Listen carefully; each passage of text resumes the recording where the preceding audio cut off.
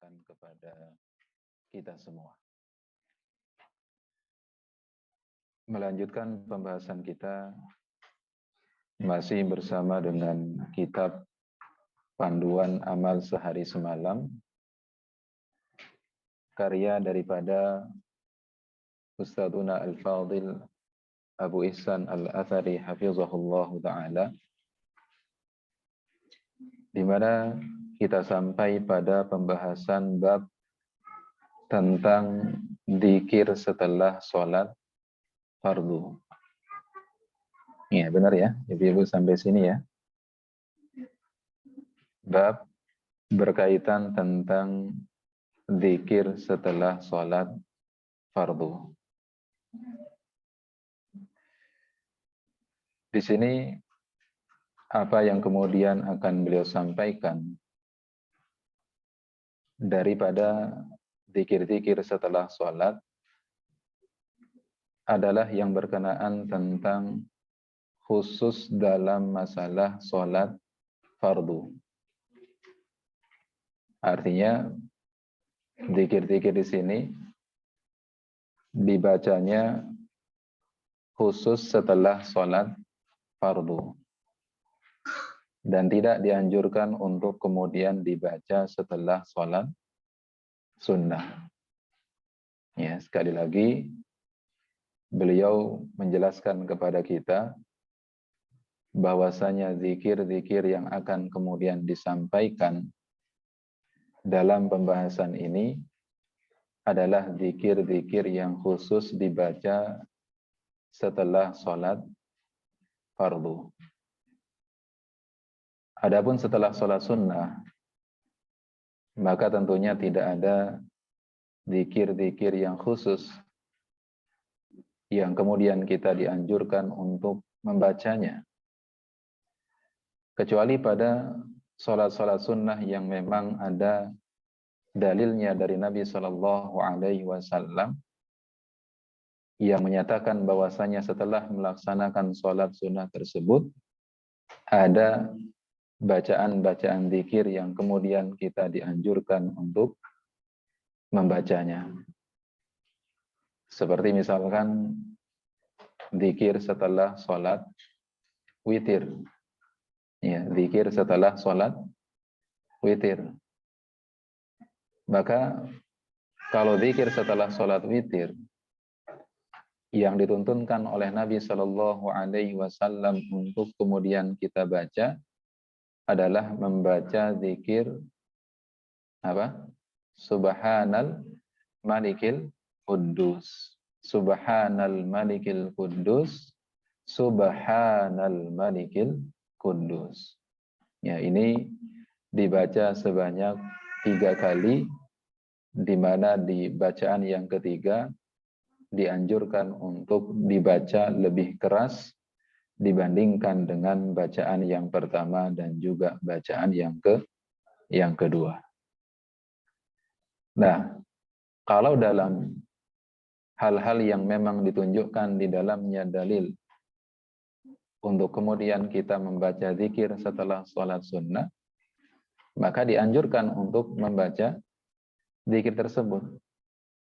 Tapi kalau kemudian tidak ada dalil yang menunjukkan bahwasanya dalam sholat sunnah tertentu itu untuk kemudian membaca zikir, maka artinya kita tidak dianjurkan untuk berzikir setelah sholat sunnah. Ya, tidak dianjurkan untuk berzikir setelah sholat sunnah. Ya, meskipun tentunya ada beberapa fatwa dari ulama ya, yang mana tetap dianjurkan untuk kemudian atau dibolehkan untuk membaca zikir setelah sholat sunnah berdasarkan kepada keumuman sabda Nabi Shallallahu Alaihi Wasallam, kana Nabi Shallallahu Alaihi Wasallam idan sarafa min salatihi istaghfara thalathan thumma qara'a Allahumma antas salam wa minkas salam tabarakta ya dzal jalali wal ikram. Ya. Ada sebagian ulama yang berdalil dengan ini. Karena di hadis ini disebutkan lafal salat secara secara umum. Berarti termasuk di dalamnya adalah sholat sunnah. Ya, wallahu ta'ala a'lam bis-shawab. Pendapat yang lebih tepat, yang lebih rajih dalam masalah ini adalah tidak dianjurkan bagi seseorang untuk membaca dzikir-dzikir tertentu setelah selesai daripada sholat sunnah, kecuali hal-hal yang telah ditunjukkan dalil-dalilnya dari Nabi Shallallahu Alaihi Wasallam. Jadi ini poin pertama yang disampaikan oleh penulis. Beliau menjelaskan kepada kita bahwasanya zikir-zikir atau lafal-lafal zikir yang akan kemudian beliau sebutkan, ini adalah lafal-lafal zikir yang dianjurkan untuk dibaca khusus setelah selesai dari sholat fardu. Beliau hafizahullah ta'ala berkata, berikut beberapa hadis seputar zikir serta doa yang disunahkan untuk dibaca setelah sholat fardu. Ya, berikut beberapa hadis seputar zikir serta doa yang disunahkan untuk dibaca setelah sholat fardu.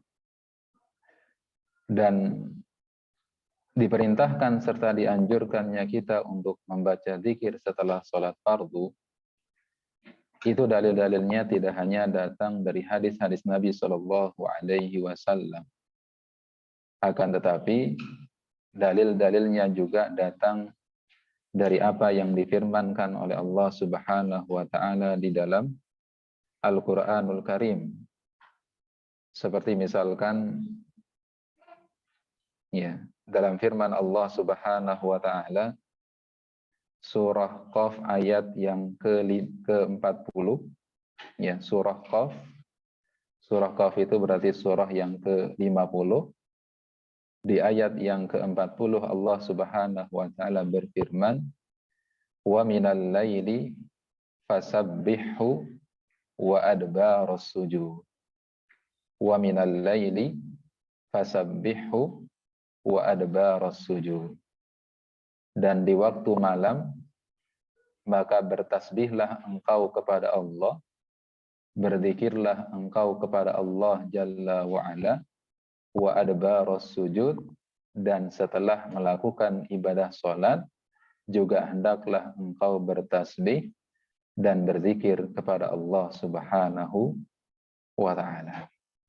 Jadi, perintah berzikir setelah sholat fardu, itu dalilnya jelas, baik dari Al-Quranul Karim maupun dari sunnah Nabi Sallallahu Alaihi Wasallam. Ya, baik dari Al-Quranul Karim maupun dari sunnah Nabi Sallallahu Alaihi Wasallam. Dan kalau kemudian ada pertanyaan, ya, membaca zikir setelah sholat fardu, itu sunnahnya apakah dengan dikeraskan atau dibaca dengan pelan? Apakah kemudian dibaca dengan jahar ataukah kemudian dibaca dengan apa? Dengan sir. Maka ini adalah sesuatu yang diperselisihkan oleh para ulama. Namun wallahu ta'ala a'lam bis-shawab, pendapat yang lebih kuat, yang lebih rajih adalah dianjurkan dan disunnahkan bagi kita ketika membaca zikir setelah sholat untuk dibaca dengan jahar, dibaca dengan dikeraskan, bukan dibaca dengan apa? Dengan sir. Ya, dalilnya apa? Dalilnya adalah sebagaimana hadis riwayat Imam Bukhari, di mana sahabat yang mulia Abdullah bin Abbas radhiyallahu taala anhuma, beliau berkata, kana raf'us sauti bidzikri ba'da salati ala ahdi Rasulillah sallallahu alaihi wasallam. Bahwasanya mengeraskan suara berzikir setelah sholat wajib itu adalah sesuatu yang dipraktekkan pada zaman Nabi Shallallahu Alaihi Wasallam. Itu adalah sesuatu yang dipraktekkan, diamalkan di zaman Nabi Shallallahu Alaihi Wasallam. Bahkan dalam riwayat yang lain, kata Abdullah bin Abbas radhiyallahu taala anhuma, kunna na'rifu inqidha'a salati Rasulillah sallallahu alaihi wasallam bitakbir. Dalam riwayat yang lain bidzikri. Kami mengetahui selesainya Nabi sallallahu alaihi wasallam dari salatnya ketika kami mendengar beliau bertakbir. Atau dalam riwayat yang lain ketika kami mendengar beliau berzikir. Ya, artinya ini menunjukkan bahwasanya sunnah daripada zikir setelah sholat adalah dibaca dengan apa? Dengan dikeraskan. Ya, dikeraskan di sini tentunya dengan sewajarnya. Tidak kemudian angkat suaranya terlalu tinggi. Tidak juga kemudian menggunakan bantuan mikrofon, ya, diangkat dan dikeraskan suaranya dengan sewajarnya saja. Ya, namun catatan di sini yang sunnah untuk kemudian dikeraskan adalah dari awal zikir sampai kemudian sebelum membaca ayat kursi. Adapun ayat kursi, kemudian surah Al-Ikhlas, kemudian membaca surah Al-Mu'awwidhatain, maka ini dibaca dengan apa? Dibaca dengan sir. Dan hal ini disepakati oleh para ulama. Ya, disepakati oleh para ulama. Ya, jadi sekali lagi, ya, sunnahnya pada saat seseorang ya selesai dari sholatnya, kemudian membaca zikir setelah sholat, maka sunnahnya adalah berzikir dengan apa? Dengan membaca jahar, dengan mengeraskan suara. Ya, dengan mengeraskan suara. Nah, tapi mengeraskan suara di sini bukan maksudnya dibaca secara bersama-sama, ya. Dibaca sendiri-sendiri, tapi dengan dikeraskan. Nah, yang pertama, di antara zikir dan doa yang disunnahkan untuk dibaca setelah sholat fardu adalah sebagaimana hadis Tsauban, ya, di mana setiap kali selesai sholat Rasulullah Shallallahu Alaihi Wasallam mengucapkan istighfar sebanyak 3 kali, ya, membaca istighfar sebanyak 3 kali, lalu membaca Allahumma antas salam wa minkas salam tabarakta ya dzal jalali wal ikram. Ya Allah, Engkaulah yang maha sejahtera dan darimu saja kesejahteraan itu, maka maha suci Engkau, wahai Rabb yang maha agung dan maha mulia. Al-Walid menuturkan, aku bertanya kepada Al-Auza'i, bagaimana lafaz istighfar? Maka beliau pun menjawab, bacalah astaghfirullah, astaghfirullah. Nah, kita jelaskan hadis yang pertama ini. Jadi di sini dalam hadis Tsauban dijelaskan bahwasanya setiap kali Nabi Shallallahu Alaihi Wasallam selesai sholat, maka Nabi Shallallahu Alaihi Wasallam bersegera mengucapkan istighfar sebanyak 3 kali. Ya, ini menunjukkan bahwasanya membaca zikir setelah sholat itu dianjurkan untuk disegerakan, tidak kemudian ditunda-tunda. Begitu seseorang salam dari sholatnya, Maka setelah salam dianjurkan ia untuk bersegera membaca zikir setelah sholat, yaitu membaca istighfar 3 kali terlebih dahulu. Dan lafal istighfarnya sebagaimana yang tadi disampaikan oleh perawi hadis, salah satu di antara orang atau ulama yang kemudian meriwayatkan hadis ini menjelaskan bahwasanya cara beristighfarnya di sini adalah membaca astaghfirullah, astaghfirullah, astaghfirullah. Ya, karena yang namanya lafal istighfar itu banyak. Maka di sini perlu untuk kemudian diperjelas, ya, lafal istighfar yang dibaca oleh Nabi Shallallahu Alaihi Wasallam setelah beliau salam dari sholatnya, bagaimana lafalnya? Maka dijelaskan Nabi Shallallahu Alaihi Wasallam membaca lafal istighfar 3 kali dengan lafal astaghfirullah, astaghfirullah, astaghfirullah. Ya. Ya, ini yang tentunya yang lebih sesuai dengan apa? Dengan sunnah. Ya, walaupun kalau kemudian seseorang bilang astaghfirullahalazim, astaghfirullahalazim, astaghfirullahalazim, ya sah-sah saja. Akan tetapi lebih utamanya adalah kita mengamalkan sesuatu sesuai dengan sunnah Nabi Shallallahu Alaihi Wasallam. Maka kita ucapkan astaghfirullah, astaghfirullah, astaghfirullah. Ya, dan ibu-ibu masih ingat apa yang dimaksudkan dengan istighfar, makna daripada istighfar? Ya, masih ingat nggak ibu? Ya, istighfar itu berasal dari kata apa?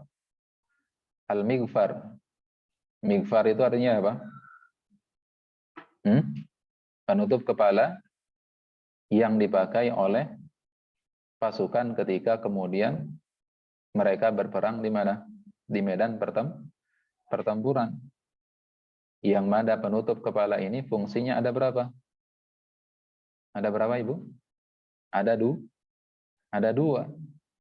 Yang pertama adalah untuk menutupi kepala mereka, dan yang kedua adalah untuk melindungi kepala mereka dari apa? Dari serangan-serangan musuh.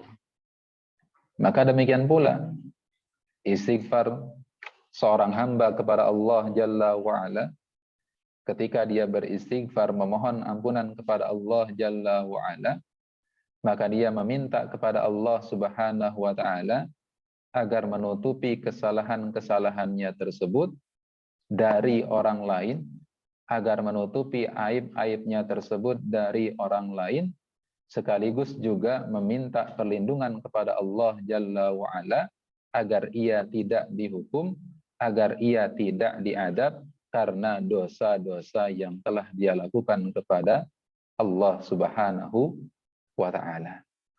Itu makna daripada apa? Istighfar. Dan istighfar ini adalah merupakan penyelamat seseorang dari murka Allah Jalla wa'ala. Ya, salah satu yang bisa menyelamatkan kita dari adab Allah Jalla wa'ala, baik di dunia maupun di akhirat, adalah dengan kita apa? Memperbanyak istighfar. Ya, memperbanyak istighfar.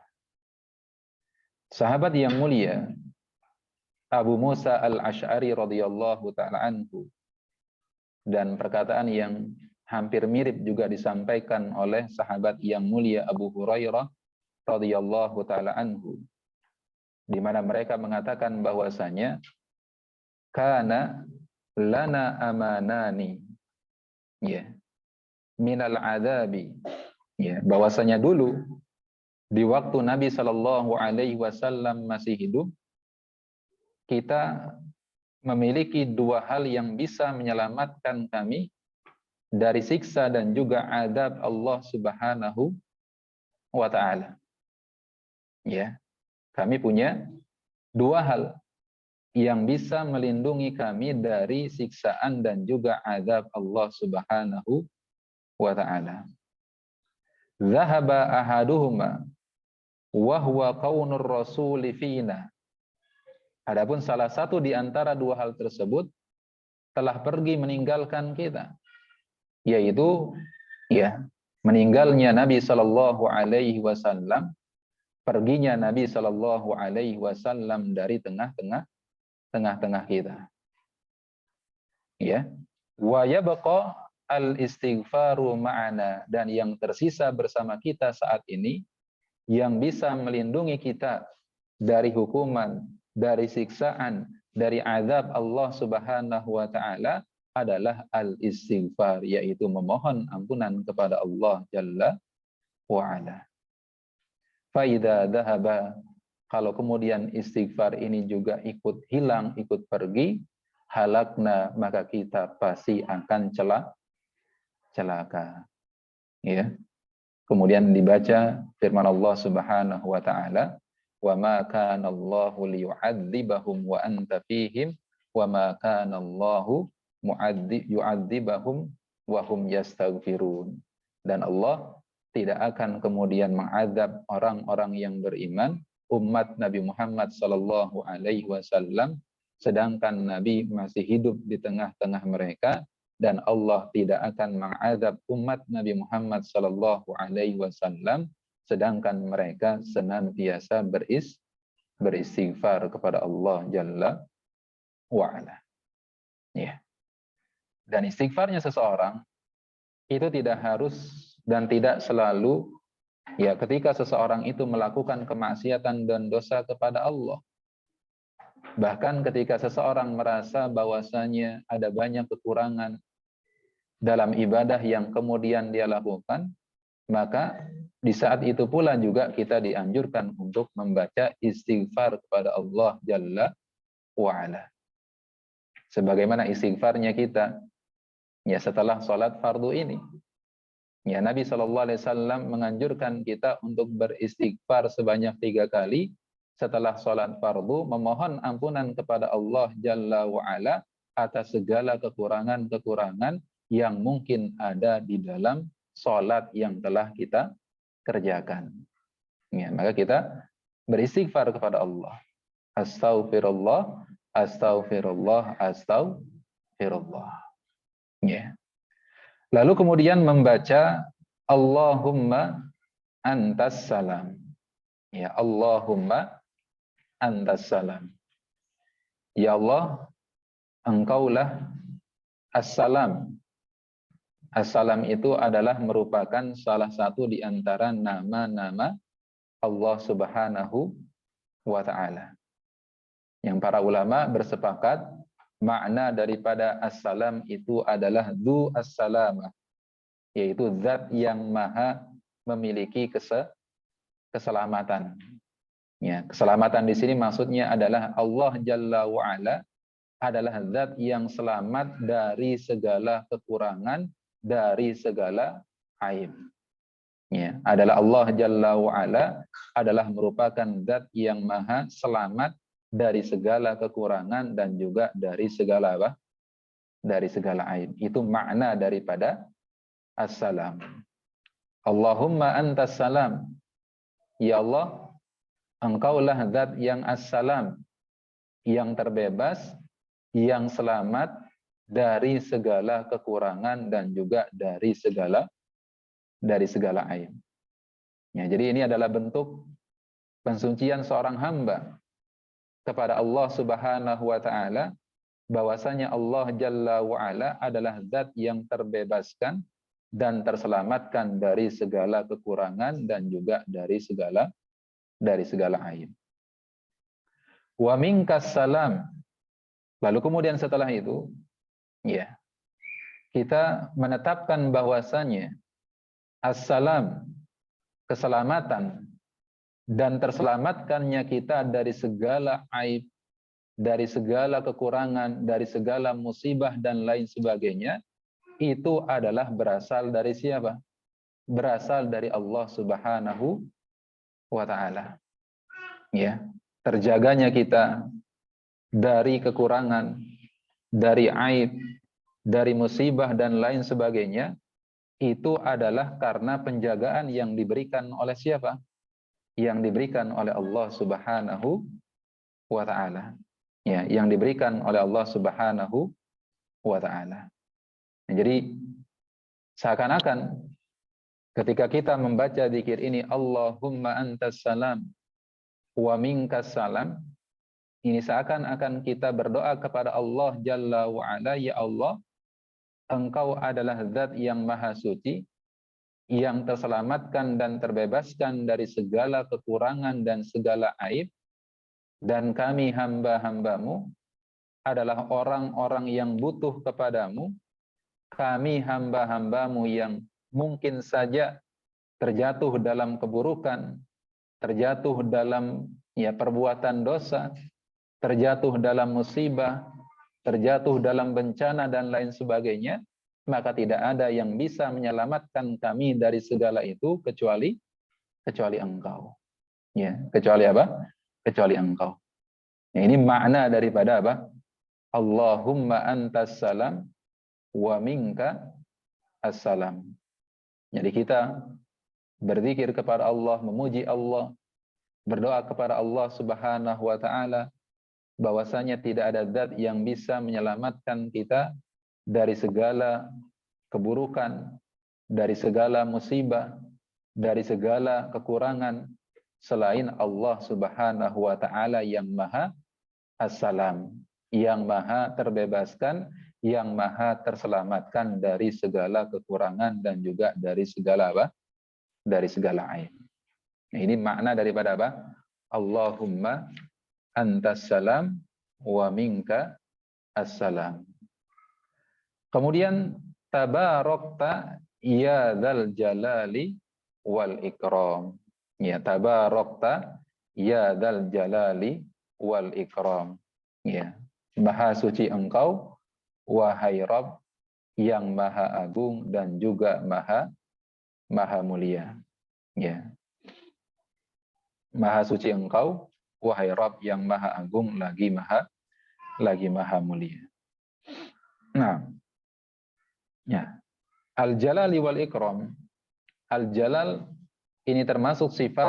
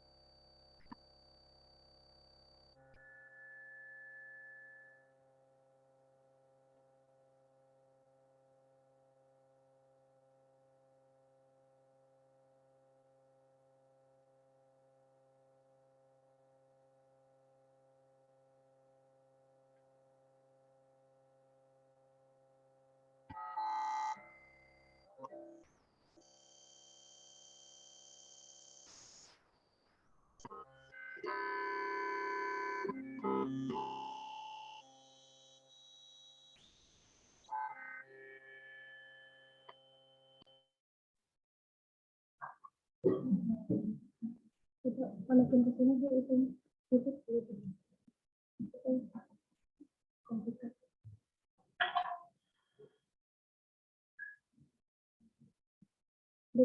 Ya, itu.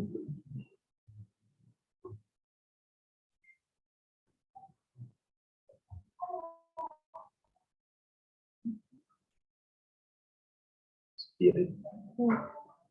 Itu.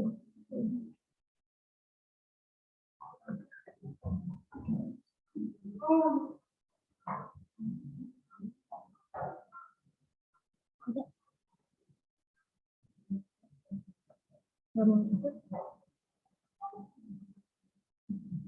Tersambung.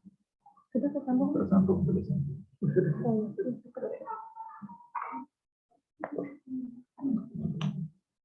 Sama hanya dikalungin. Iya.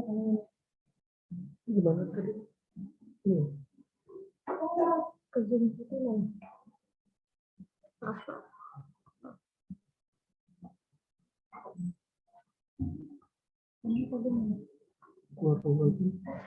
Nah, baik. Cek, ya terdengar nggak suaranya? Alhamdulillah sudah terdengar. Baik. Jadi setelah tadi kita ulangi, setelah tadi membaca istighfar 3 kali, astagfirullah, astagfirullah, astagfirullah. Kemudian membaca Allahumma antas salam wa minkas salam tabarakta ya dzal jalali wal ikram. Kemudian dilanjutkan dengan membaca la ilaha illallah wahdahu la syarikalah lahul mulku wa lahul hamdu wa huwa ala kulli syai'in qadir. Allahumma la mani'a lima a'taita wa la mu'tiya lima mana'ta wa la yanfa'u dzal jaddi minkal jadd. Nah, di zikir yang kedua ini, di sini kita membaca la ilaha illallah wahdahu la syarikalah lahul mulku wa lahul hamdu wa huwa ala kulli syai'in qadir.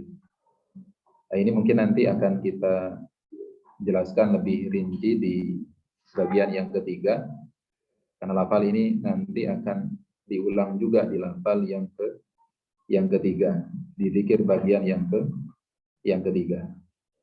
Yang intinya adalah di sini ya dimulai dengan kalimat tauhid. Ya, lalu kemudian nanti diiringi dengan makna yang menunjukkan ya ketauhidan, makna yang menunjukkan kalimat tauhid. Lalu kemudian juga digabungkan dengan lafal-lafal yang menunjukkan bagaimana ya kandungan-kandungan yang terdapat di dalam kalimat tauhid. Jadi makna daripada la ilaha illallah wahdahu la syarikalah lahul mulku wa lahul hamdu wa huwa ala kulli syai'in qadir. Ya, nanti kita akan jelaskan di bagian yang ketiga di hadis Abdullah bin Az-Zubair. Kita lanjut ke Allahumma la mani'a lima a'taita wa la mu'tiya lima mana'ta. Allahumma la mani'a lima a'taita.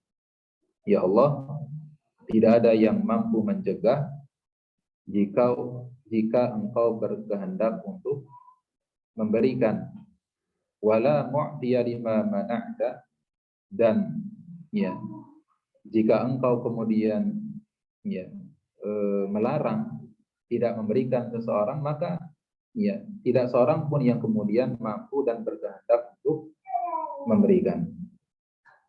Apa makna daripada zikir ini? Zikir ini adalah merupakan bukti bagaimana ya keberkuasaan Allah Subhanahu wa ta'ala ya atas hamba-hambanya, di mana tidak ada yang bisa memberikan manfaat kepada seseorang kecuali dengan ketetapan dan juga izin dari Allah Subhanahu wa ta'ala. Sebagaimana tidak ada yang bisa menimpakan kemudaratan kepada seseorang kecuali dengan apa-apa yang telah ditetapkan dan juga diizinkan oleh Allah Subhanahu wa ta'ala.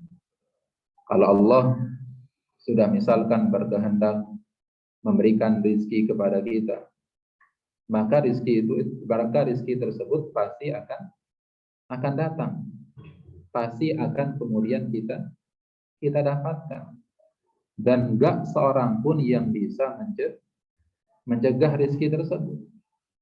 Kalau kemudian Allah Subhanahu wa ta'ala menginginkan misalkan A untuk mendapatkan taufik dan hidayah dari Allah, maka tidak ada seorang pun yang akan bisa untuk menyesatkan orang tersebut.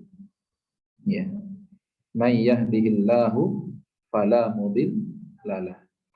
Ya, barang siapa yang telah Allah berikan kepadanya hidayah dan Allah berkehendak dan Allah mau orang tersebut mendapatkan hidayah dari Allah Jalla wa Ala, fala mudhillalah, maka tidak ada seorang pun yang akan bisa mencegah hidayah tersebut, dan tidak ada seorang pun yang akan bisa menyesatkan orang tersebut. Ya.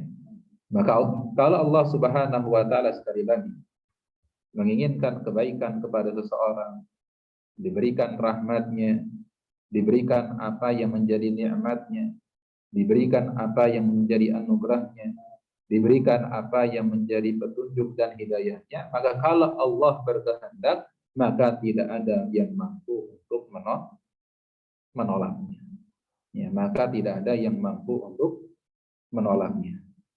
Sebagaimana kalau Allah kemudian tidak berkehendak untuk memberikan si fulan rizki, untuk memberikan si fulan hidayah, maka tidak ada seorang pun yang akan bisa memberikan ya rizki dan hidayah kepada orang tersebut.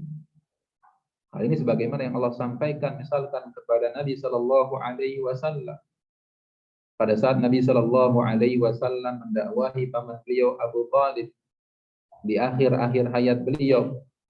Beliau dakwahkan paman beliau untuk mengucapkan kalimat tauhid, untuk mengucapkan 2 kalimat syahadat. Ya, akan tetapi Allah Subhanahu wa ta'ala tidak berkehendak untuk memberikan hidayahnya kepada paman beliau Abu Thalib. Maka kata Allah Subhanahu wa ta'ala, innaka la tahdi man ahbabta walakinnallaha yahdi man yasha.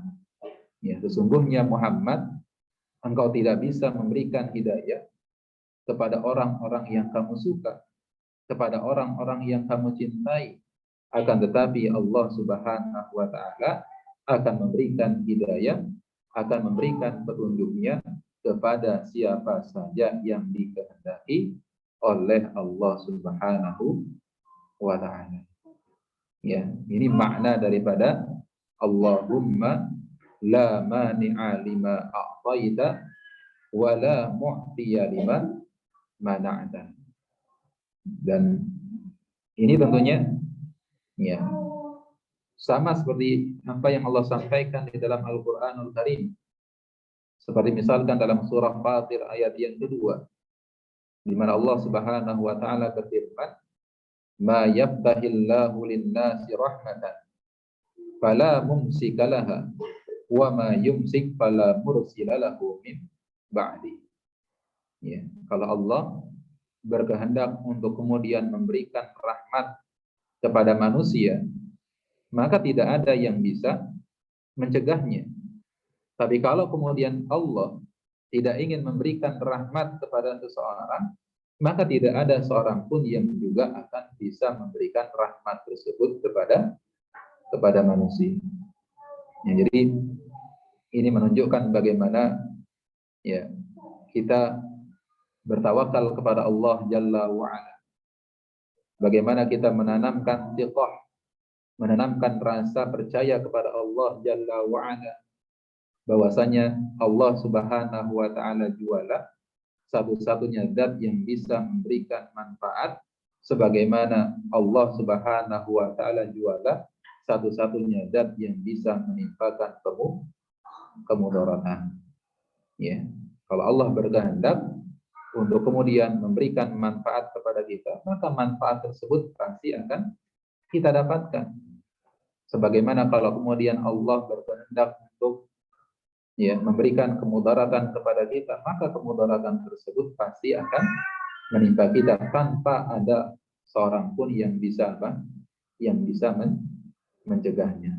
Ya, ini makna daripada ya Allahumma la mani'a lima a'taita wa la mu'tiya lima mana'ta. Ya. Wa la yanfa'u dzal jaddi minka al jadd. Ya, wa la yanfa'u dzal jaddi minka al jadd. Dan orang yang memiliki kehormatan, ya maka kehormatannya tersebut kelak tidak akan mampu menyelamatkannya dari siksa Allah Subhanahu wa taala. Ya, karena ya apapun kedudukan, apapun kemuliaan dan bagaimanapun ya posisi seseorang ketika berada di dunia, ya entah kemudian dia orang kaya, entah dia pejabat, memiliki jabatan yang tinggi, maka semua itu nanti pada hari kiamat di hadapan Allah Jalla wa'ala tidak memiliki manfaat sedikit pun. Tidak akan bisa menyelamatkan orang tersebut dari siksa Allah Subhanahu wa ta'ala. Yang bisa menyelamatkan seseorang dari siksa, dari adab Allah Jalla wa'ala dengan amal salih. Ya, bukan dengan kedudukan, bukan dengan apa?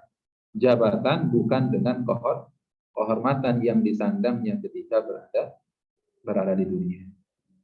Dan Nabi Shallallahu Alaihi Wasallam ya dalam sebuah hadis yang dikeluarkan oleh Al-Imam Bukhari ya, di dalam kitab Al-Adabul Mufrad dan yang lainnya disebutkan bahwasanya innahu la ya'ti ar-rajulu al-'azimus samin la yazinu 'indallahi janaha ba'udah. Kata Nabi Shallallahu Alaihi Wasallam, nanti pada hari kiamat akan datang sosok laki-laki yang besar, ya lagi gemuk, ya lagi apa? Gemuk. Ya fisiknya besar, fisiknya gemuk, fisiknya bagus. La yazinu 'indallahi janaha ba'udah. Tapi ketika kemudian orang tersebut ditimbang di timbangan Allah Subhanahu wa taala, maka beratnya kata Nabi Shallallahu Alaihi Wasallam itu tidak setara bahkan dengan beratnya sayapnya. Nyarinya apa? Ringan sekali. Ya, kata para ulama, faedah yang bisa diambil dari hadis ini adalah bahwasanya seseorang yang memiliki kedudukan, memiliki jabatan ketika berada di dunia, kalau tidak diiringi dengan iman, tidak diiringi dengan amal salih, maka jabatan, maka kedudukan tersebut tidak ada nilainya di sisi Allah Subhanahu wa ta'ala. Ya, tidak ada nilainya di sisi Allah Subhanahu wa ta'ala. Ya, wala yanfa'u dzal jaddi minka al-jadd. Ya, dan tidak ya orang yang memiliki kehormatan, memiliki jabatan, ya itu tidak bermanfaat kehormatannya tersebut dan tidak juga bisa menyelamatkan dia dari apa? Dari siksa Allah Subhanahu wa ta'ala. Ya, ini makna daripada Allahumma la mani'a lima a'taita wa la mu'tiya lima mana'ta wa la yanfa'u dzal jaddi minka al-jadd. Nah, ini yang kedua. Jadi tadi urutannya astagfirullah, astagfirullah, astagfirullah. Kemudian Allahumma antas salam wa minkas salam tabarakta ya dzal jalali wal ikram la ilaha illallah wahdahu la syarikalah lahul mulku wa lahul hamdu wa huwa ala kulli syai'in qadir.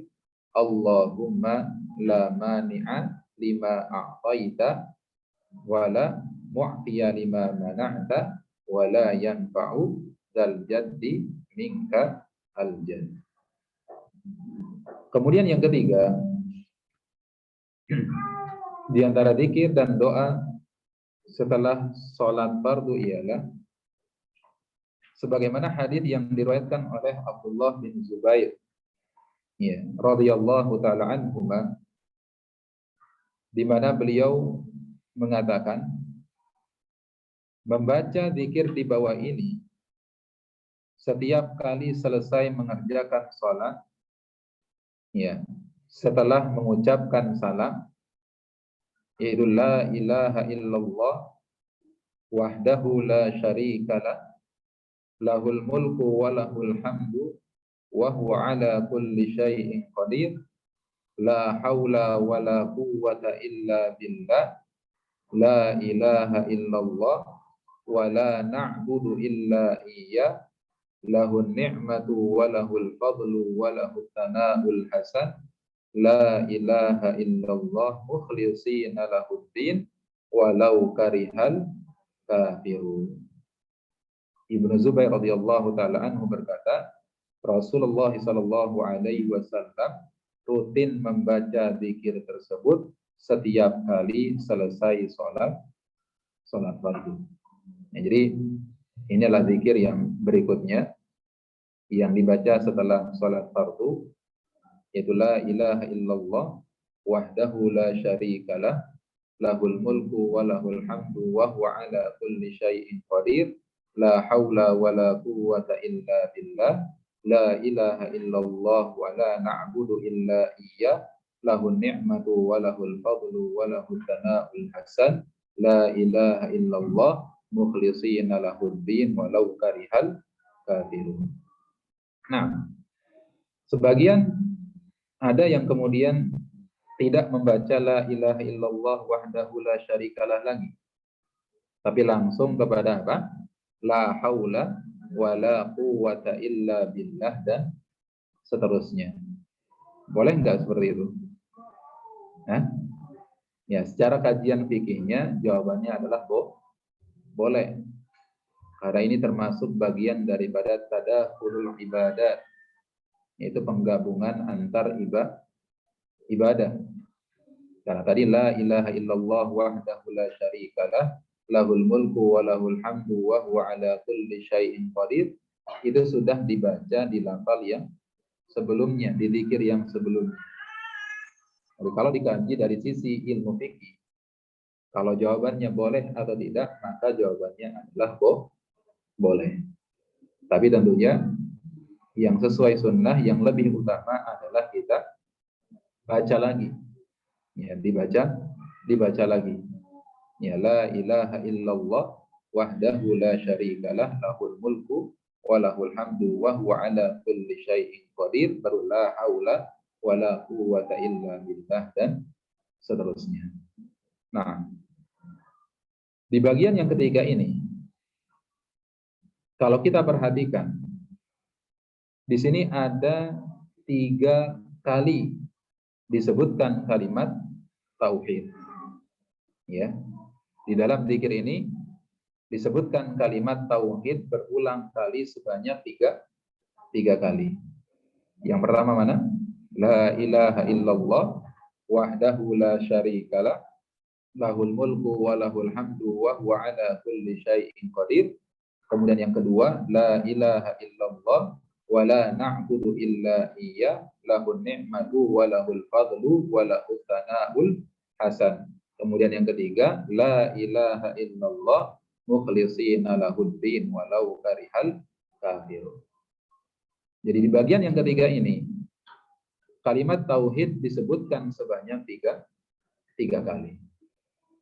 Dan yang menariknya, ya, dan ini juga dijelaskan oleh Syekh Abdul Razak bin Abdul Muhsin Al-Badr hafizahullah ta'ala.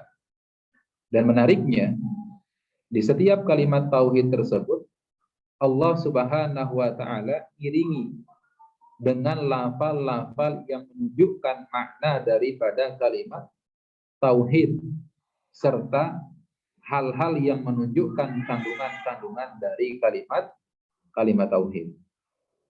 Jadi tadi ada 3 kali kalimat tauhid dibacakan di zikir bagian yang ketiga ini. Dan di setiap kemudian menyebutkan kalimat tauhid tersebut, Allah kemudian iringi dengan menyebutkan lafal-lafal yang justru menunjukkan makna daripada kalimat tauhid tersebut, serta menunjukkan menunjukkan ya kandungan dari kandungan dari kalimat tauhid. Ya, kita bahas satu persatu. Seperti misalkan di bagian yang pertama, Allah Subhanahu wa ta'ala, Rasul sallallahu alaihi wasallam katakan di sini, la ilaha illallah wahdahu la syarikalah, lahul mulku wa lahul hamdu wa huwa ala kulli syai'in qadir. Ini kan la ilaha illallah. La ilaha illallah itu terdiri dari apa? Terdiri dari an-nafyu dan juga al-isbat. Menafikan dan juga menetapkan. Ya, menafikan ya ibadah kepada selain Allah, lalu kemudian menetapkan ibadah itu hanya milik siapa? Milik Allah Subhanahu wa ta'ala. La ilaha, ini an-nafyunya. Ini menafikannya. La ilaha, tidak ada yang berhak untuk diibadahi dengan apa? Dengan benar. Ini namanya apa? An-nafyu, menafikan. Illallah, ini adalah isbat. Ya, setelah kita menafikan ibadah itu, ya, dari segala makhluk, dari segala selain Allah Jalla wa'ala, lalu kemudian kita menetapkan bahwasanya ibadah tersebut hanya pantas kita peruntukkan, hanya pantas kita berikan kepada Allah Subhanahu wa ta'ala. Kemudian setelahnya apa? Wahdahu la syarikalah. Wahdahu nafi atau isbat? Wahdahu isbat atau nafi? Wahdahu. Ya, wahdahu itu adalah isbat.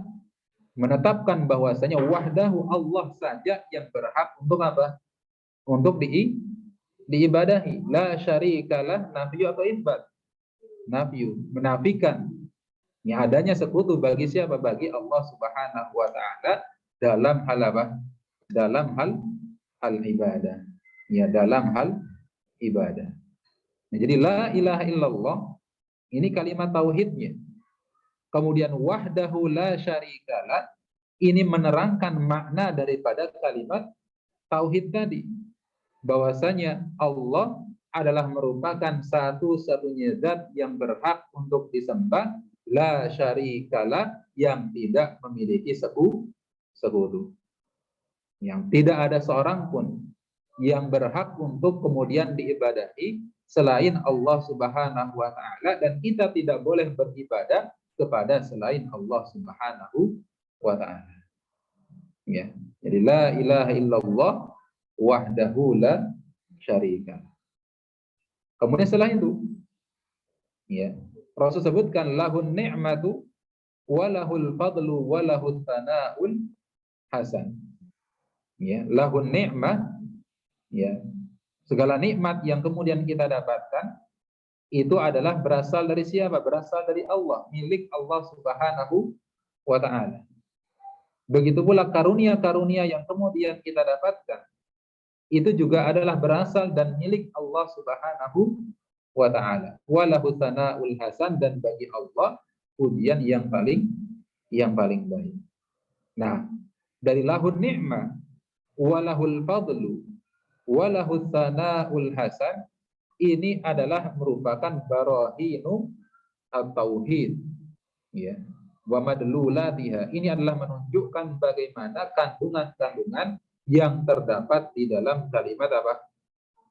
Di dalam kalimat tauhid. Jadi kalau kita ditanya, kenapa engkau mentauhidkan Allah Subhanahu wa ta'ala? Kenapa kita harus mengikhlaskan ibadah kepada Allah Subhanahu wa ta'ala? Maka jawabannya adalah karena Allah lah ya satu-satunya zat yang telah memberikan nikmat kepada kita, yang telah kemudian memberikan karunia kepada kita, dan satu-satunya zat yang berhak untuk kemudian kita berikan pujian dengan pujian yang paling apa? Yang paling tinggi.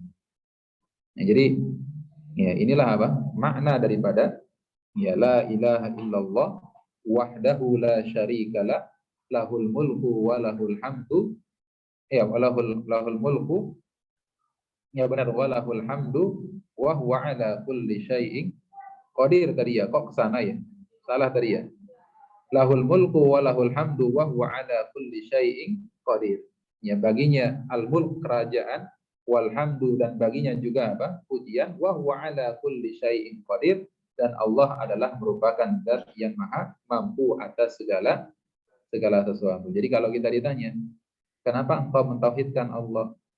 Kenapa kemudian harus mengikhlaskan ibadah kepada Allah Jalla wa'ala? Maka jawabannya adalah karena yang memiliki bumi beserta dengan isinya, yang memiliki manusia dan makhluk-makhluk yang lainnya, dan juga yang memiliki pujian serta yang mampu untuk melakukan segala sesuatu, itu adalah siapa? Adalah Allah Subhanahu wa ta'ala.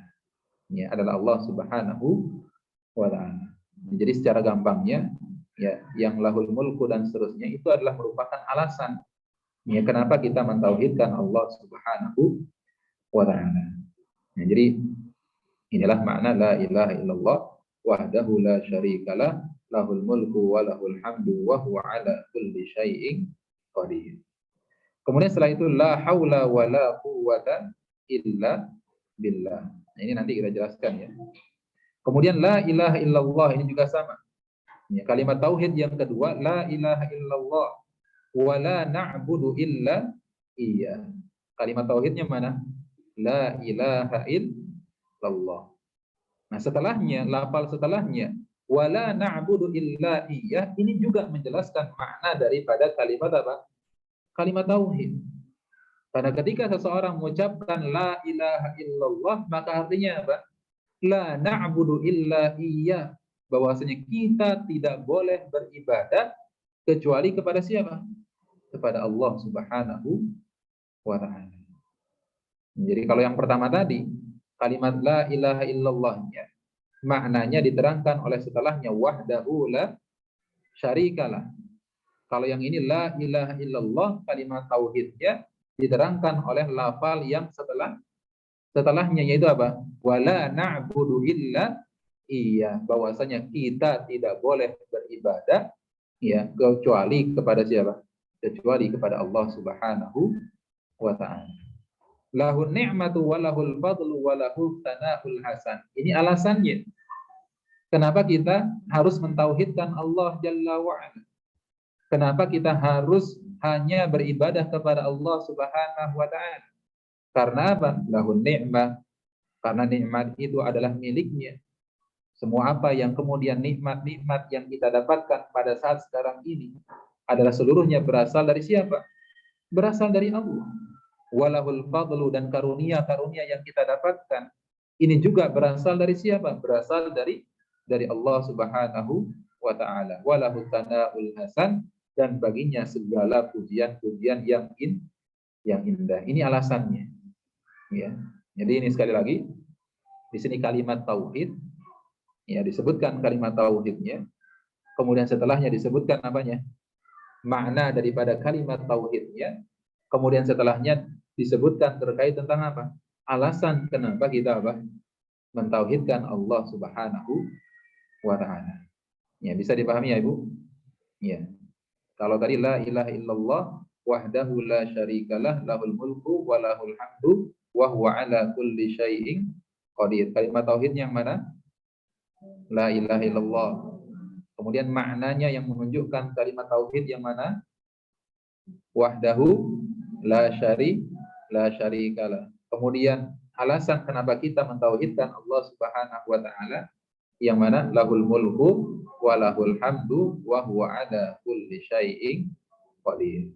Ya, sama ini juga la ilaha illallah ini kalimat tauhidnya wala na'budu illa iyyahu ini makna daripada kalimat tauhidnya. Kemudian lahun ni'matu wa lahul fadlu wa lahut thana'ul hasan ini adalah alasan kenapa kita mentauhidkan Allah Subhanahu wa ta'ala. Ya. Kemudian yang ketiga, la ilaha illallah. Kemudian apa? mukhlishina lahuddin walau karihal kafirun. Ya. Kembali Nabi sebutkan kalimat apa? Tauhid la ilaha illallah. Ya, kemudian disebutkan setelahnya apa? Maknanya. Kandungan daripada kalimat tauhidnya itu apa? Mukhlishina lahuddin. Yakni dengan memurnikan ketaatan kepada Allah, mengikhlaskan ibadah hanya kepada Allah Subhanahu wa ta'ala. Dan ini adalah makna daripada apa? Makna daripada kalimat at-tauhid. Walau karihal kafirun, meskipun orang-orang kafir apa? Membencinya. Ya. Walau orang-orang kafir membencinya. Karena orang-orang kafir itu tidak suka orang-orang yang beriman ini hidup di atas ketauhidan. Ya. Hidup dalam keadaan mentauhidkan Allah Subhanahu wa ta'ala.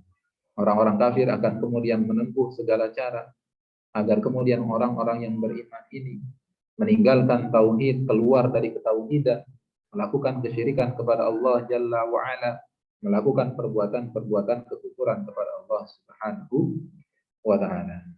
Jadi ini adalah bagian dari zikir yang ketiga. Nabi SAW mengulangi kalimat tauhid sebanyak 3 kali, dan di setiap beliau menyebutkan kalimat tauhid, beliau kemudian apa? Sebutkan lafal-lafal yang menunjukkan makna daripada kalimat tauhid serta alasan kenapa kita harus mentauhidkan Allah Subhanahu wa ta'ala. Ya. Kemudian la haula wala quwwata illa billah. Ya, la haula wala quwwata illa billah. Kata para ulama, kalimat hauqala, la haula wala quwwata illa billah, ini adalah kalimat yang menunjukkan isti'anah. Ya, menunjukkan apa? Isti'anah. Menunjukkan permintaan seorang hamba akan pertolongan Allah Subhanahu wa ta'ala. Ya, kalimat yang menunjukkan isti'anah, bahwasanya kita minta pertolongan kepada Allah Subhanahu wa ta'ala. Karena la haula wala quwwata illa billah, di dalam kalimat hauqala ini kita mengakui kelemahan kita di hadapan Allah Jalla wa'ala, bahwasanya kita tidak memiliki daya, tidak memiliki upaya, tidak memiliki kekuatan kecuali apa-apa yang kemudian diberikan dan diberikan pertolongan oleh Allah Subhanahu wa ta'ala. Ya, la haula wala quwwata illa billah. Ya, di antara para ulama ada yang menafsirkan dan memaknai la haula wala quwwata illa billah dengan makna ya la haula fi ta'atillah illa billah. Tidak ada kekuatan yang bisa membuat kita mudah untuk melakukan ketaatan kepada Allah illa billah, kecuali dengan apa? Dengan pertolongan dari Allah Subhanahu wa ta'ala. Wala quwwata illa billah, ay la quwwata an ma'siyatillahi illa billah. Dan kita tidak juga memiliki kekuatan untuk terhindar dari perkara maksiat dan dosa kepada Allah Jalla wa'ala, kecuali dengan pertolongan dari siapa? Dengan pertolongan dari Allah Subhanahu wa ta'ala. Ya, dan ini sesuai dengan apa yang dikatakan oleh para sahabat Nabi, yang mereka mengatakan bahwasanya laulallah, kalau bukan karena nikmat, kalau bukan karena pertolongan dari Allah Subhanahu wa ta'ala, ma shallaina wala sumna, maka kita tidak akan diberikan kemudahan untuk bisa sholat dan juga tidak diberikan kemudahan untuk bisa berpuasa. Ya, jadi dimudahkannya kita untuk melakukan ketaatan dan ibadah kepada Allah Jalla wa'ala itu bukan berasal dari kekuatan kita semata, tapi berasal dari pertolongan Allah Subhanahu wa ta'ala.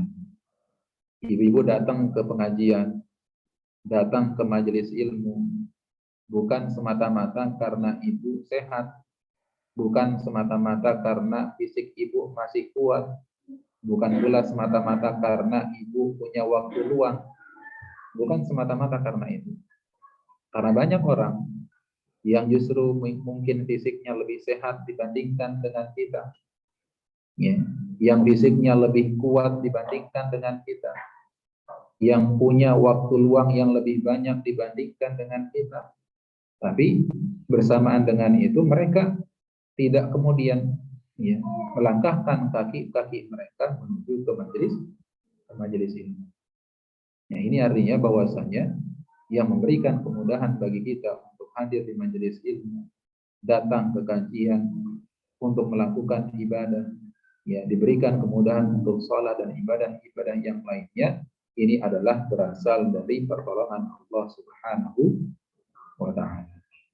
Ya, bukan semata-mata karena usaha kita, tapi adalah pertolongan dari Allah Subhanahu wa Ta'ala.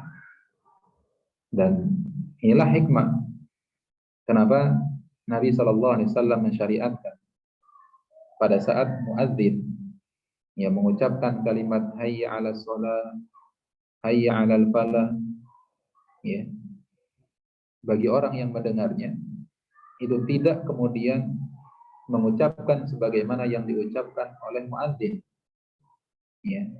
Jadi enggak kita bilang hayya 'alas shalah, enggak juga kita bilang hayya 'alal falah sebagaimana di lafal-lafal azal yang sebelumnya. Kalau dia lafal-lafal adal yang sebelumnya, Allahu Akbar, asyhadu an la ilaha illallah, asyhadu anna Muhammad Rasulullah, maka bagi orang yang mendengarnya dianjurkan untuk mengulangi, ya, untuk membaca bacaan yang sama sebagaimana yang dibaca oleh muadzin. Tapi pada hayya 'ala shalah, hayya 'alal falah, Nabi enggak kemudian perintahkan kita untuk membaca bacaan yang sama sebagaimana yang dibaca oleh muadzin. Tapi justru kita yang mendengar adzan tersebut dianjurkan untuk membaca apa? La haula wala quwwata illa billah. Karena tidak ada yang bisa memberikan kemudahan bagi kita untuk apa? Untuk bisa sholat. Ya, muadzin ngajak kita sholat, yuk sholat. Kita jawab la haula wala quwwata illa billah. Tidak ada yang bisa memberikan kemudahan bagi kita untuk menjawab panggilan dan seruan muadzin tersebut untuk kemudian kita melaksanakan ibadah sholat kecuali dengan apa? Dengan pertolongan dari Allah Subhanahu wa Ta'ala. Ya, dengan pertolongan dari Allah Subhanahu wa Ta'ala. Ya, la haula wa la quwwata illa billah.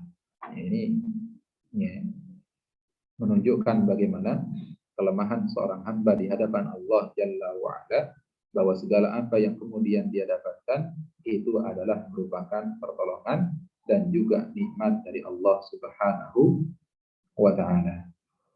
Ya, ditimpakan kepadanya kebaikan itu adalah dengan pertolongan dari Allah. Dihindarkannya ia dari segala musibah, dari segala keburukan, itu juga dengan pertolongan dari Allah Subhanahu wa Ta'ala. Nah,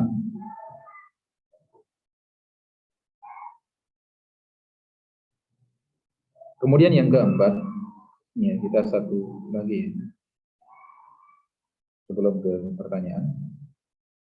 Kemudian yang keempat, hadis Abu Hurairah radhiyallahu taala,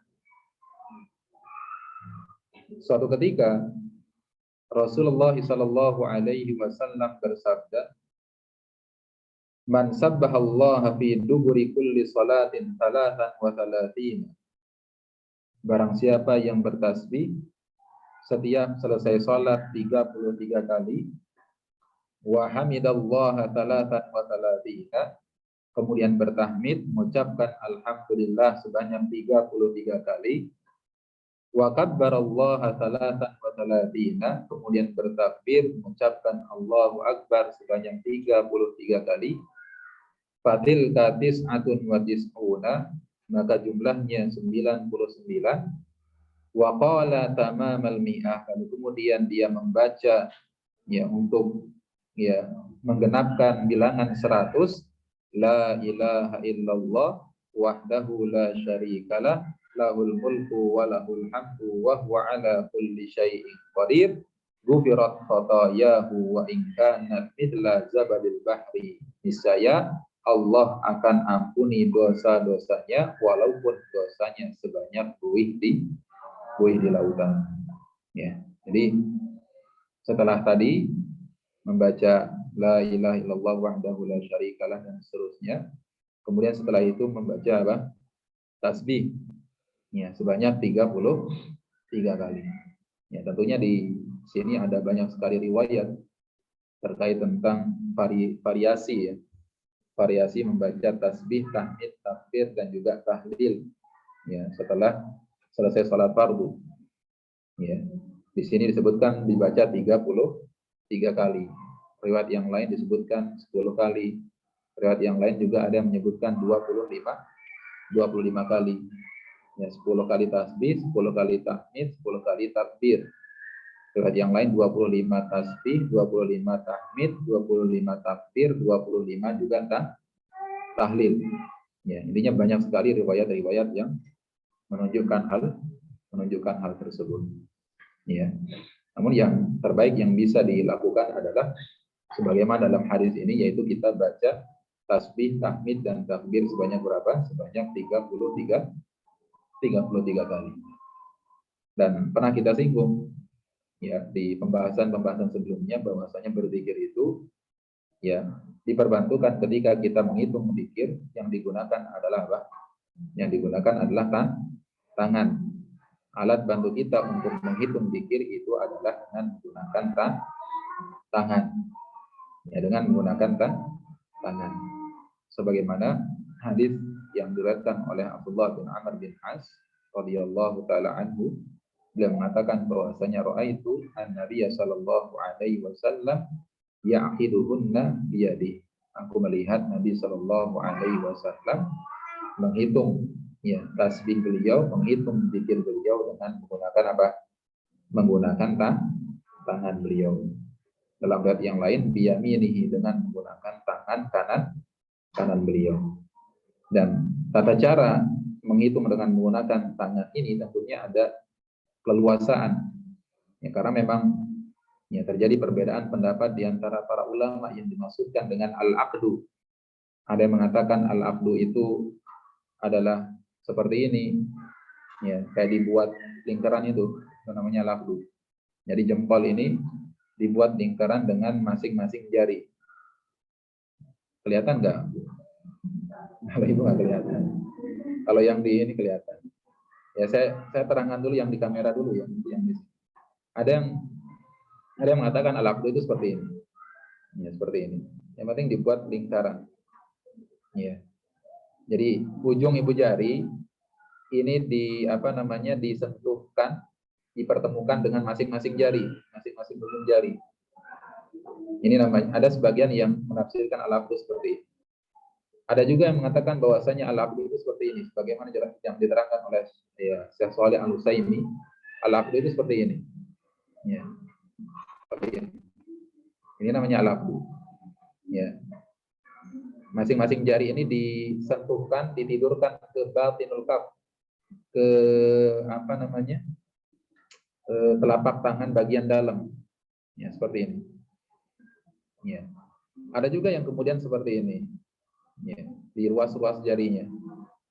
Ya, ala kulli hal ini adalah sesuatu yang diberikan keleluasaan. Ya, yang mana saja yang mudah bagi kita maka silakan. Ya. Saya mohon izin buat yang di sini saya jelaskan sedikit.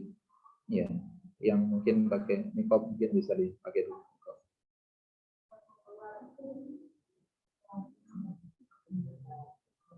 Ya, Afwan. Ada yang mengatakan al-aqdu itu begini. Nanti buat lingkaran. Ya. Ada juga yang mengatakan al-aqdu itu begini. Ini berarti aku. Ada yang mengatakan dua-duanya begitu. Kemudian nanti begini. Ada juga yang di luar-luar. Tangan kanan dan tangan kiri diberikan kekuasaan, tapi lebih afdolnya bagi tangan kanan. Tapi bukan terlarang juga untuk kemudian menjadi pada kanan kiri. Boleh. Tapi lebih afdolnya adalah dengan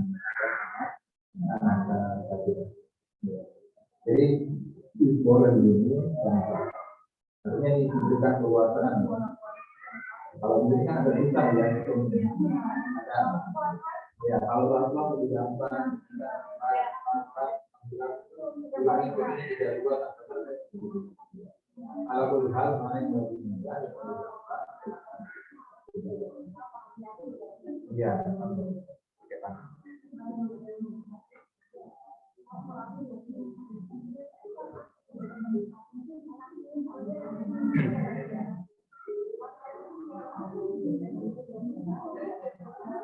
Nah, ya jadi intinya ya, tata cara menghitung zikir ini dengan menggunakan tangan ya diberikan keleluasan oleh para ulama.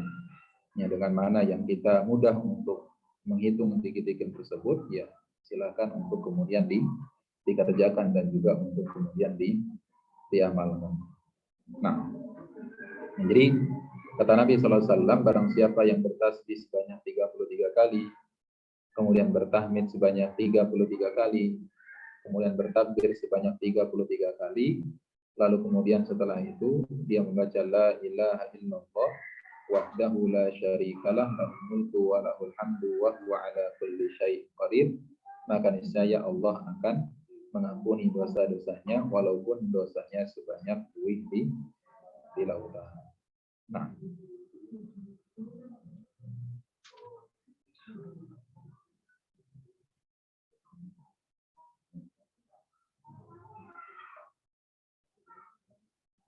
ya, kita lanjut aja ya.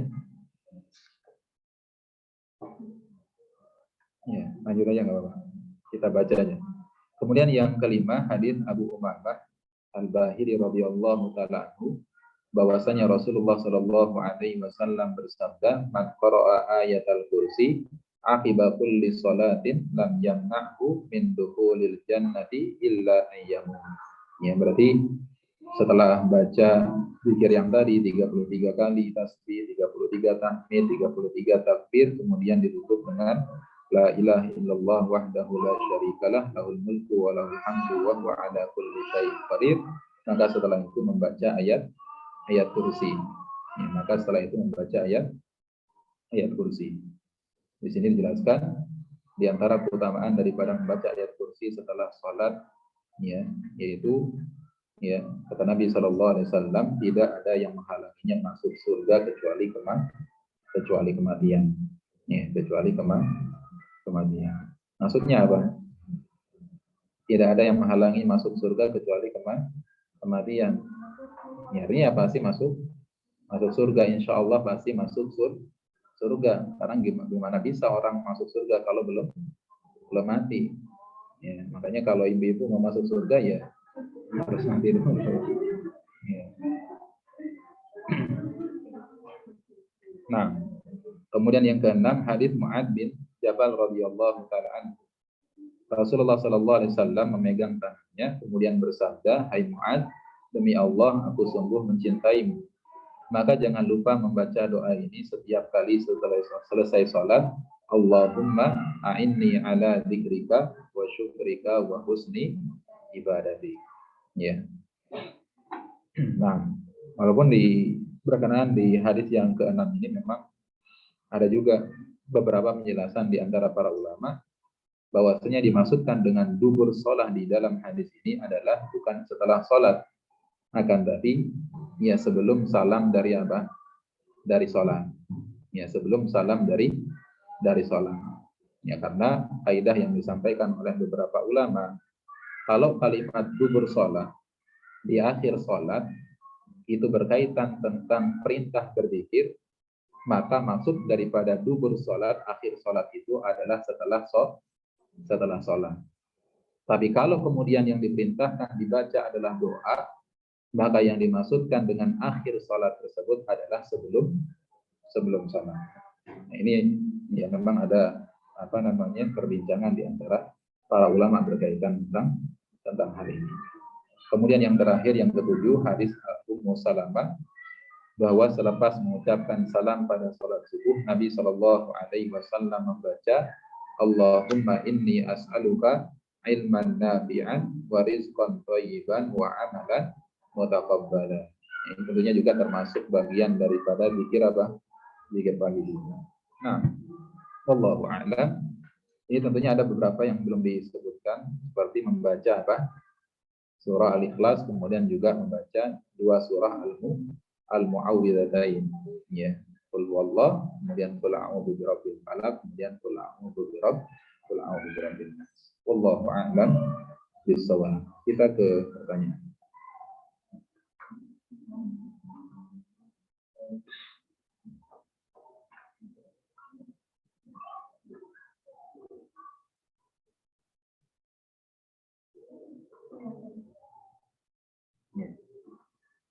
Ustaz mau tanya, salah satu waktu dikabulkannya doa adalah saat sepertiga malam terakhir. Maksudnya gimana?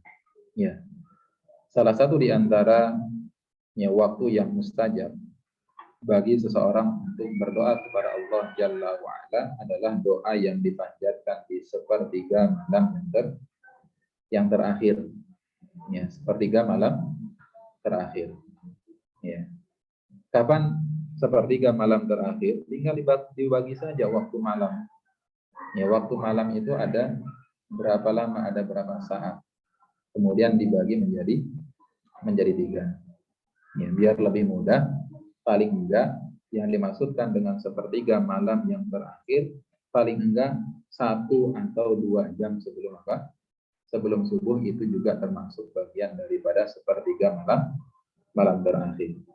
Ya, sepertiga malam terakhir. Maka kalau kita bangun setengah jam, 1 jam kemudian sebelum apa?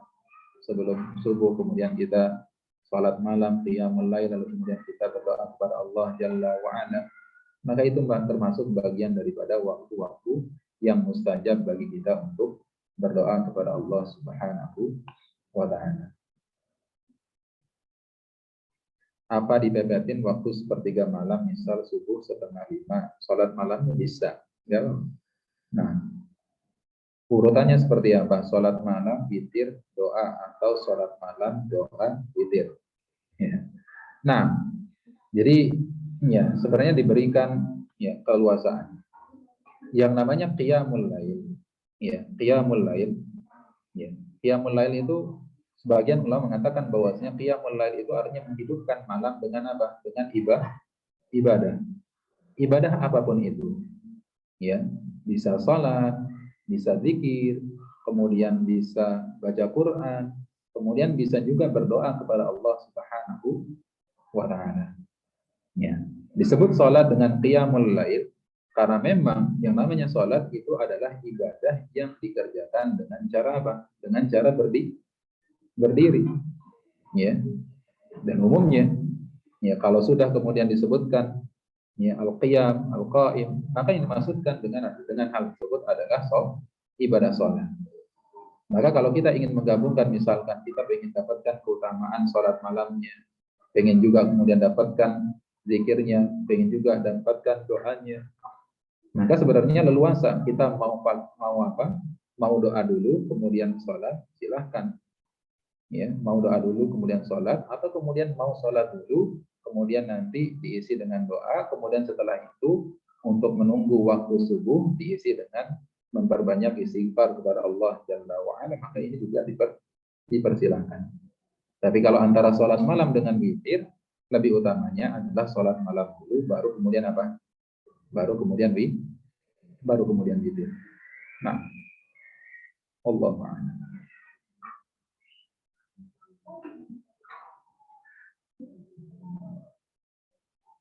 Boleh dicontohkan Ustadz bagaimana membaca yang dijaharkan tapi sewajarnya, karena selama ini saya membaca zikir setelah sholat fardu dengan disirkan. Ya, kalau yang dimaksudkan dengan jahar, dan ini dijelaskan oleh Syekh Shalih Al-Utsaimin, yaitu raf'us sauti, ya, biqasdi isma'il ghair wa illam yasma'.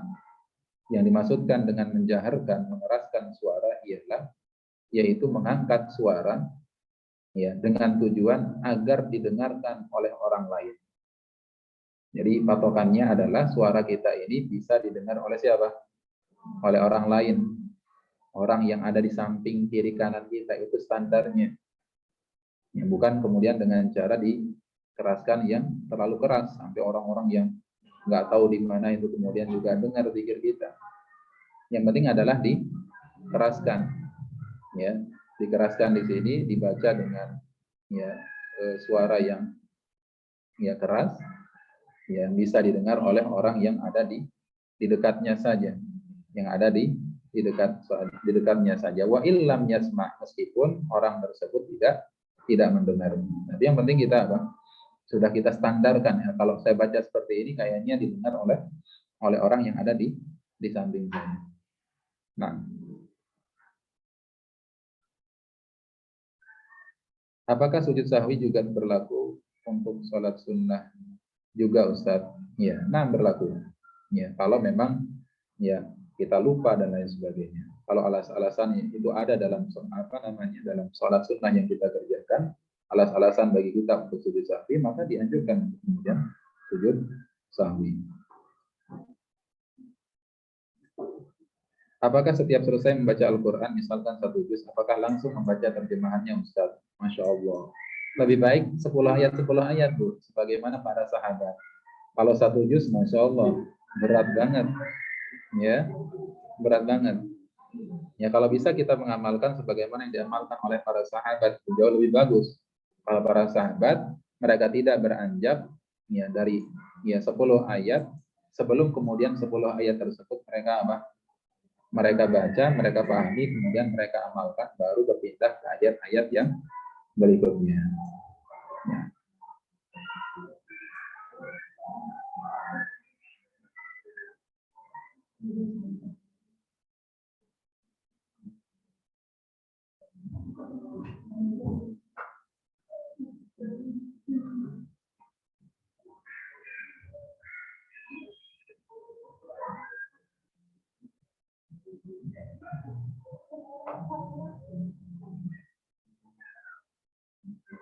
Izin bertanya, pada saat zikir sehabis sholat, di sini bicara dengan anak untuk mengingatkan mereka berzikir atau membangunkan untuk sholat. Apakah ini diperbolehkan? Ya. Lebih baik pakai isyarat. Jadi kalau misalkan anak-anak kita ini ya ingin mengingatkan anak-anak kita, maka gunakan isyarat. Tapi kalau memang tidak bisa, ya tidak apa-apa sebenarnya. Kalau hanya terputus sebentar saja, lalu kemudian dilanjutkan, tidak masalah. Tapi kalau bisa untuk kemudian kita ya sambung setiap zikirnya, maka itu jauh lebih baik. Yang namanya anak kalau kita kasih tahu pakai isyarat aja udah ngerti.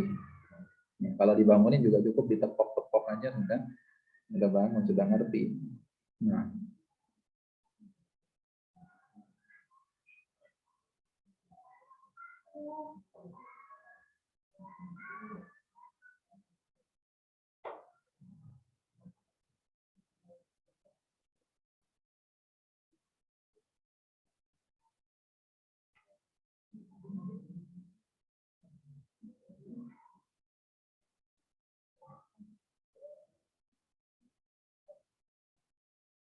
jika si fulan mempunyai suami, fulanah kali. Jika si fulan,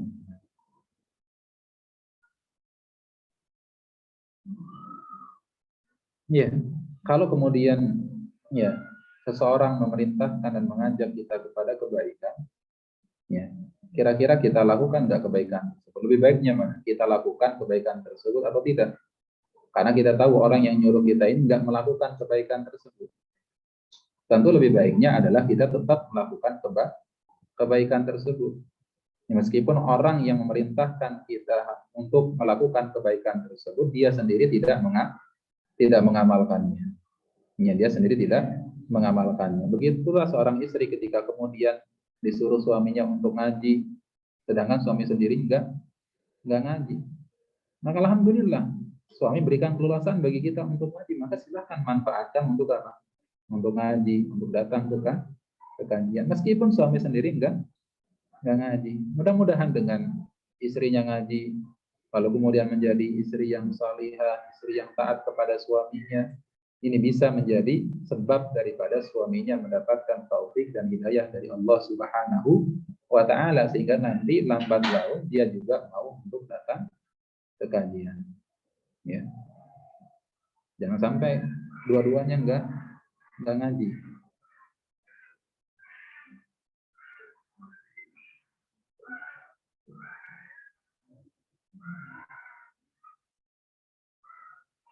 Di setiap zikir kita dituntut untuk memaknainya dalam hati. Kadang di pertengahan zikir saya berhenti karena lupa memaknainya, sehingga saya ulangi lagi. Hal tersebut sering terjadi. Apakah ini diperbolehkan? Nah, enggak boleh. Boleh.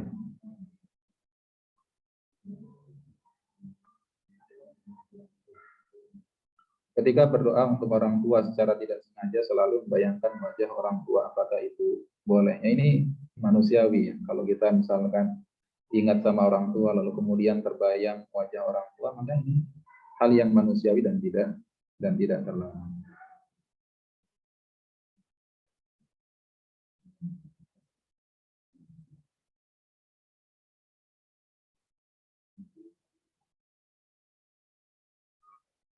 Jika ada Ustaz, bila kita sedang mendengar kajian dari YouTube atau rekaman lainnya, jika ada doa yang diucapkan Ustaz, apakah kita mengaminkan? Begitu juga jika Ustaz tersebut mengucapkan salam dan sebagainya. Ya silahkan diaminkan, tidak masalah. Nah,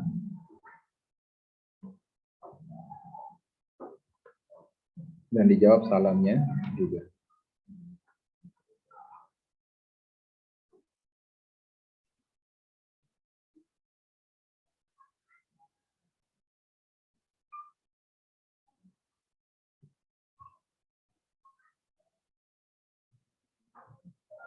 Iya.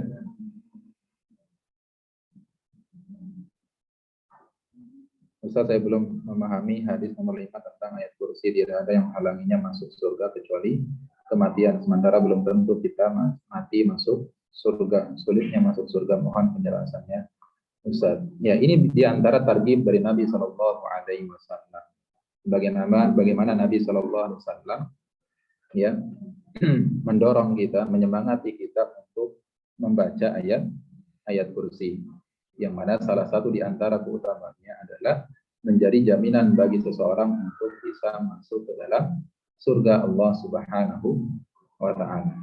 Dan selalu dan sering sekali kita jelaskan, kalau yang dimaksudkan dengan qiraah, membaca dan lain sebagainya, bukan hanya sebatas membaca saja, tapi memaknai apa yang terkandung dari makna-makna yang ada di dalamnya, serta mengamalkan apa yang kemudian ada di dalamnya. Ya, sama seperti mengucapkan ya, kalimat la ilaha illallah dan hadis-hadis yang lainnya yang menunjukkan bagaimana luar biasanya ucapan-ucapan zikir.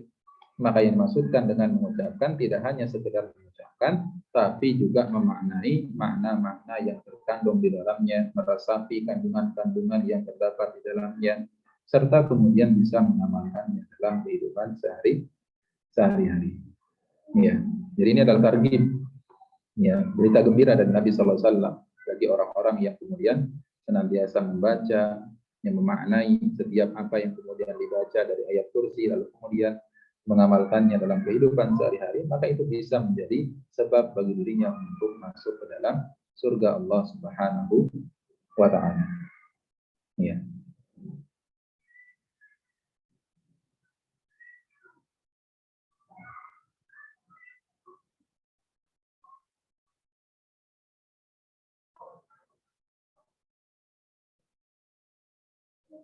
Nah, Ustaz Afwan, tolong diulang makna kalimat tauhid dan alasannya pada kalimat tauhid yang ketiga. Ya. Nah, di kalimat tauhid yang ketiga, la ilaha illallah la mukhlishina lahu din walau karihal kafirun. Ya, walau karihal kafirun. Ya, jadi kalimat tauhidnya la ilaha illallah mukhlishina lahu din itu adalah apa? Maknanya di mana kita diperintahkan untuk mengikhlaskan ibadah dan ketaatan kepada Allah Subhanahu wa Ta'ala, ya, mengikhlaskan ketaatan dan juga apa? Ibadah kepada Allah Subhanahu wa Ta'ala. Kenapa kemudian kita mentauhidkan Allah Jalla wa Ala? Karena lawan daripada tauhid ini adalah kesyirikan. Lawan dari tauhid ini adalah kekufuran. ketauhidan dan kesyirikan dan kekufuran yang disukai oleh orang-orang kafir, sedangkan kebalikannya, ya ketauhidan adalah hal-hal yang kemudian dibenci oleh orang-orang kafir, ya, yang dibenci oleh orang-orang kafir. Kemudian setelah baca zikir 100 kali diampuni dosa-dosanya sebanyak di lautan. Dosanya itu dosa besar atau kemudian dosa kecil. Ya, kalau yang berkaitan tentang keutamaan sebuah amalan, terampunkannya dosa-dosanya, digugurkannya dosa-dosanya dan lain sebagainya, maka yang dimaksudkan adalah apa? Dosa-dosa kecil. Adapun dosa-dosa besar maka harus taubat. Kalau ingin diampuni oleh Allah maka harus dengan apa? Dengan bertaubat. Allah.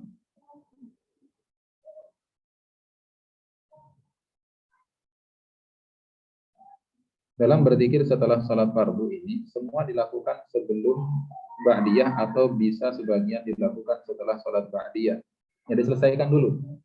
Ya, zikir dulu semuanya, begitu selesai zikirnya baru kemudian apa? Kita salat ba'diyah. Ya, makanya tadi dikatakan, ya, zikir-zikir ini ya dianjurkan bagi kita untuk menyegerakan membacanya, disegerakan, tidak kemudian ditunda-tunda, tidak kemudian dipotong-potong dan lain sebagainya. Terkadang khawatir dalam apa ini?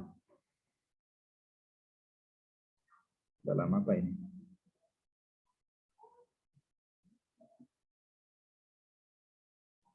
Terkadang khawatir dalam WA. Dalam dan buru-buru mana yang dilakukan zikir atau sholat ba'diyah dulu. Ya, jadi zikir dulu. Ya, setelah kemudian zikir setelah sholatnya selesai baru kemudian yang melakukan sholat ba'diyah. Ya. Nah, wallahu a'lam bishawab.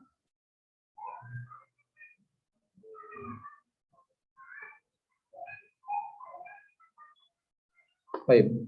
Ya. Cukup ya. Baik. Ya. Demikian yang bisa disampaikan pada kesempatan siang hari ini. Pagi hari ini. Mohon maaf atas segala kekurangan. Wallahu ta'ala a'lam bishawab. Ditutup dengan doa kafaratul majlis. Subhanakallahumma wa bihamdika asyhadu an la ilaha illa anta astaghfiruka wa atubu ilaik. Assalamualaikum warahmatullahi wabarakatuh.